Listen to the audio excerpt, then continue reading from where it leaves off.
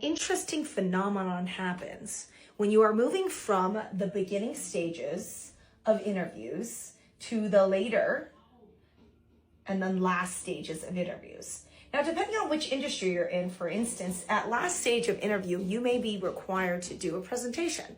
This happens in my industry quite often. I recruit for agency recruiters, which is another word for headhunters and staffing agencies. And it is not uncommon at all to be asked to do a presentation at the last stage.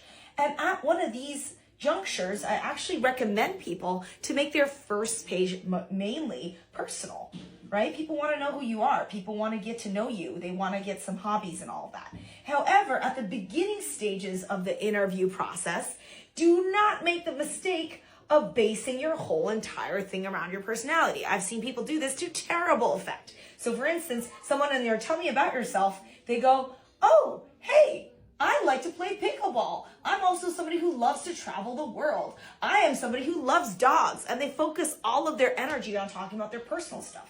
Instead, at the beginning of the interview stage of the tell me about yourself, you should keep it professional. You should talk about your relevant work experience to the job that you're applying for. A lot of people actually think that they want to be likable. They want to stand out. They want to make an impression. So they try too hard to stand out. And yes, they do end up standing out like a sore thumb, which is exactly what you want to avoid doing. You kind of want to fly under the radar at the beginning stages of the interview, where basically you illustrate one thing and one thing only, which is capability. Can you professionally do the damn job? Are you actually qualified to do the role? So your stories, your behavioral interviewing examples should all be centered around your capacity to do the job, your capability. Now, as the interview processes continue, then this is where things get a little bit more personal. You're actually going to connect at a deeper level. Now the question is no longer about, do you have the capability to do the actual damn job? The question now is, are you someone we want to hire?